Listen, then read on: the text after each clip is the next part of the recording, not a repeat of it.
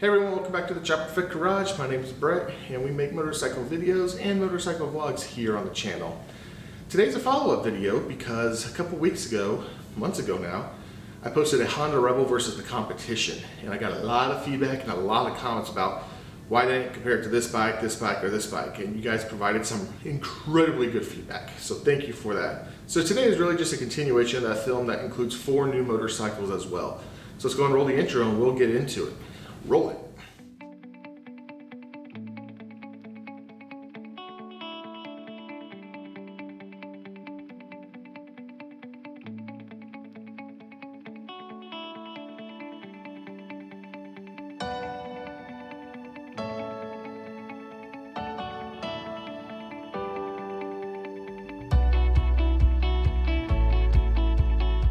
Let's start again with what we know about the Honda Rebel.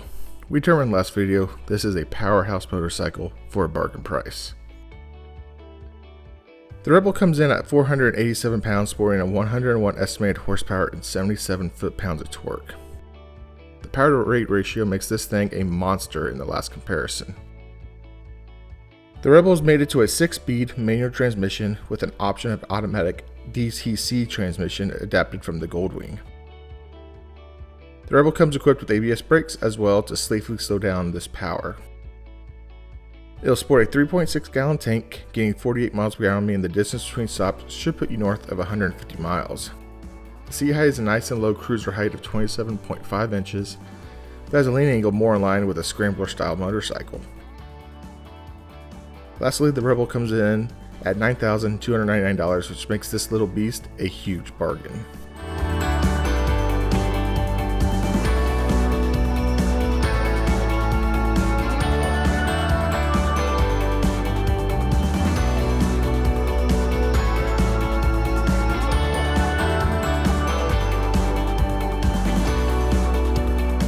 Let's start our motorcycle comparison with the Yamaha Bolt R-Spec. This is the cheapest of the comparable motorcycles, and it really doesn't stand up well to the Rebel. It comes in at 542 pounds, nearly 55 pounds heavier than the Rebel. This wouldn't be a bad thing if it had the power to back it up, but unfortunately it falls flat on its face in this comparison. The Bolt puts out just 50.8 horsepower and 58 pounds of torque. These numbers make it more comparable to a Sportster 883 than the Rebel. To make things worse, it is air-cooled and also does not come with an ABS option. While the tank is slightly smaller on the Bolt, the MPG is slightly higher, making the distance traveled a wash. The seat height is also relatively the same at 27.2 inches, but the lean angle will have you scraping peg all day. The Bolt does come in $900 on the Rebel, but let's be real, you're getting a ton more for just a slightly taller price tag.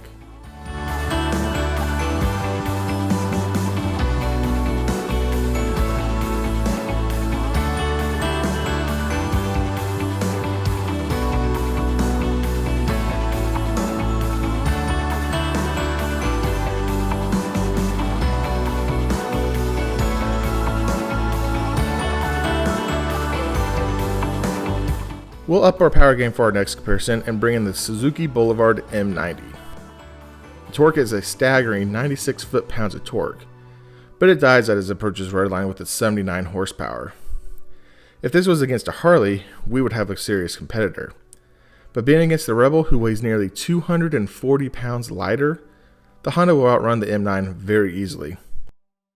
Both machines are liquid cooled, however the M90 does only utilize a 5-speed transmission, making those highway trips generally a bit rougher on the motor.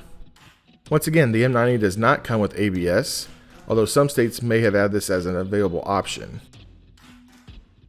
It does bolster a giant 4.8 gallon tank, making around 43 miles per gallon. So in that aspect, it will make more miles per fill-up than the Rebel. That's about all it does well in this comparison. The lean angle is garbage, and the price is $2,100 more than the Rebel. What exactly are we paying for here?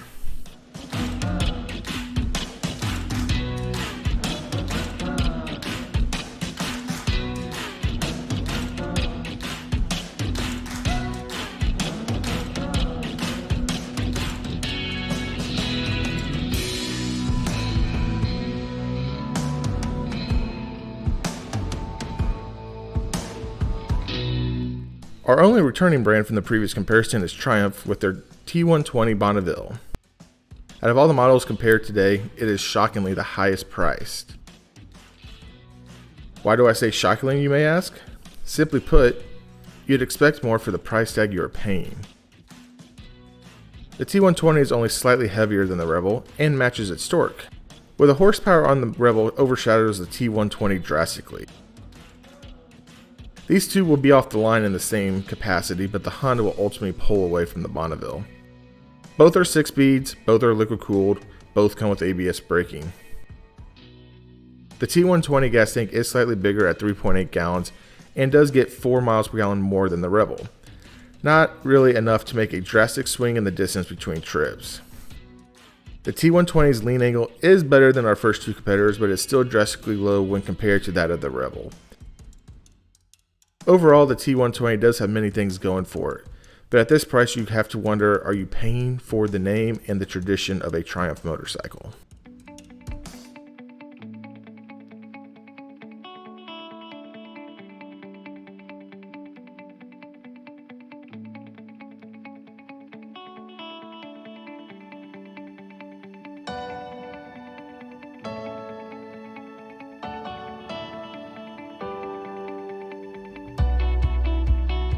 The last entrant for today's comparison comes from the industry leader BMW, namely the 9T Pure. While this style bike is not a typical cruiser, it is within the same price range for our purposes here today. This is by far the Rebel's toughest competition.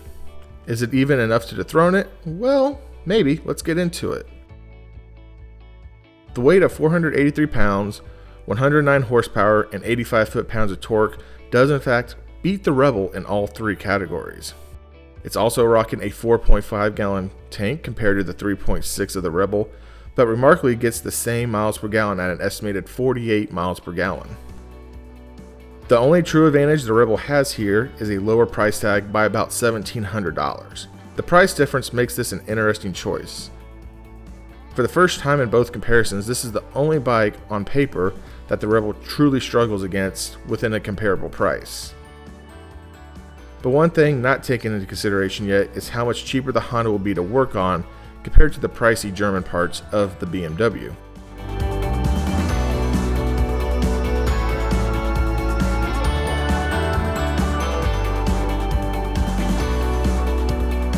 I hope you enjoyed part 2 of my comparison.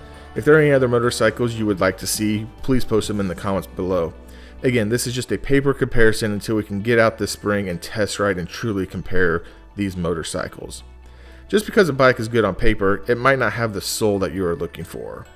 With that being said, this has been the Chopper Fett channel, and we will catch you on the next dark side, as this is the way. Ride safe, everyone.